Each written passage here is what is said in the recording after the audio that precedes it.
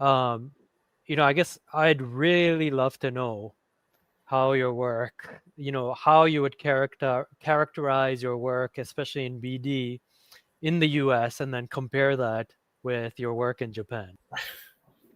So in the US, there is this thing about the a lack of transparency. People always try and avoid salespeople. Whether you're walking across a car lot, I'm thinking about getting a new car, and then somebody comes over and tries to talk. It's exactly the same with BD, but you have to be there. Otherwise, people will never know about you, and people will respond much better to an individual. Call Nick as opposed to go to info at premierresearch.com to find to get help.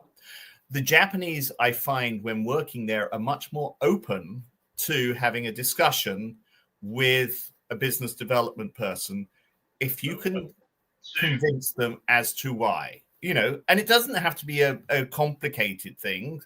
We have a lot of experience in this therapeutic area. We noticed that you're doing this work in that area. We have some interesting solutions for you. I'd love to be able to come and present them to you. You have to have a reason for a meeting. So much in the US, let's meet for lunch, and people will just talk around about things, but there won't necessarily be a direct result from the meeting.